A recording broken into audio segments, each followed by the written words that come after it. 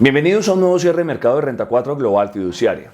La época decembrina siempre ha sido época de optimismo y mucho más en este momento cuando la Fed reconoce la necesidad de actuar con cuidado ante las señales de debilitamiento económico. Llevamos ya meses en que el término inflación transitoria salió del mapa, eliminando la urgencia de presionar al mercado con una política más restrictiva y en cambio inician las apuestas de cuándo empezará la bajada de tasas de intervención. El viernes, Jerome Powell indicó que es muy pronto para empezar a especular cuándo se empezará a bajar las tasas, pero que la Fed está lista para iniciar los recortes cuando lo consideren necesario. Agregó que el equipo de la FOMC, Federal Open Market Committee, va a mantener las tasas a este nivel hasta que estén seguros que la inflación se camine hacia la meta del 2%. El sentimiento del mercado ante la posición de la Fed ha hecho que los operadores llevaran al S&P 500 a cerrar al nivel máximo del año de 4.589,90, con un incremento semanal de 0,67% y continuando con el rally desde noviembre. Por su parte, el Dow Jones subió 2,4% y el Nasdaq aumentó 0,32%. No podemos pasar la semana sin reconocer el gran legado que nos deja Charlie Munger, amigo y socio de Warren Buffett, luego de 46 años como vicepresidente de Berkshire Hathaway. Murió el pasado 28 de noviembre. Que en paz descanse, Charlie. Varios miembros de la Fed hablaron durante la semana con un discurso similar, abriendo las puertas a recortes que se ven en un horizonte cada vez más cercano. Los analistas empiezan a estimar que la posibilidad de un 60% de reducción se verá en las tasas de mayo. Ante estos comentarios, las tasas de los tesoros iban en picada, pero tuvieron una breve corrección cuando se conoció la subasta de tesoros de 7 años con una demanda de solo 2.44 veces, siendo la más baja desde abril. Pero continuaron su descenso al oír las palabras de Jerome Powell. Es así como los tesoros de referencia de 10 años cierran la semana al 4,22%, lo que equivale a una reducción de 24 puntos básicos.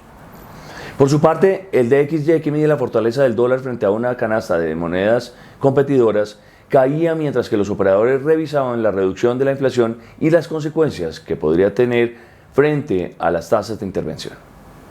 El índice cierra al 103,251 con una ligera disminución de 0,14%.